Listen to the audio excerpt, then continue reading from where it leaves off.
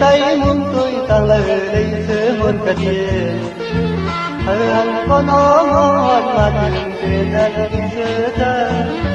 còn cần bất cứ cơm tơ hầm hầu bên hướng phim hầu hầu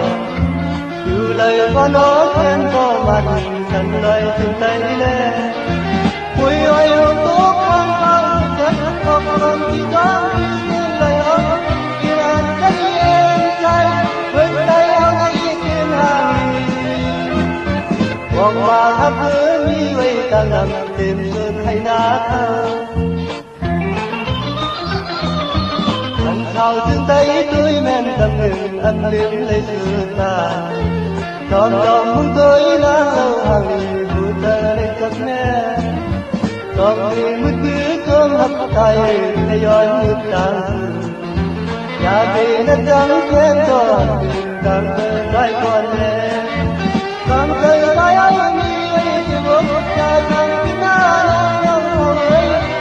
thơ trái anh nghe thật lòng này chung quay về thì hôm thơ thứ sự tàn nhưng con trái áo lên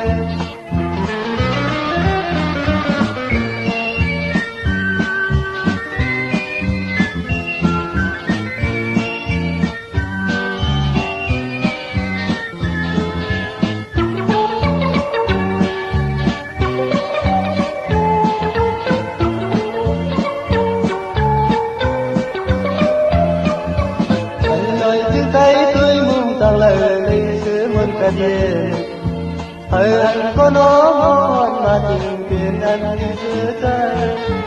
còn cần bất cứ cơm tơ hạt hầu bên phim hầu hầu dù đây có nó khen cho mà tình thần đây trên tay lên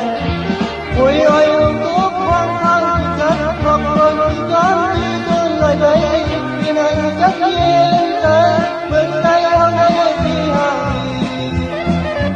còn bà hát hứa mi vây ta nằm tìm xuân hay ná thơ còn thương tay tôi men cầm hương âm liếm tôi xưa ta đọt lòng muốn tới nắng lâu hàng vui thơ lên cặp mẹ còn khi mất bí cơn hấp tay hay gió nước ta cha vì nó trắng khen có càng thơ trái con lệ càng thơ trái anh đi quay kia bước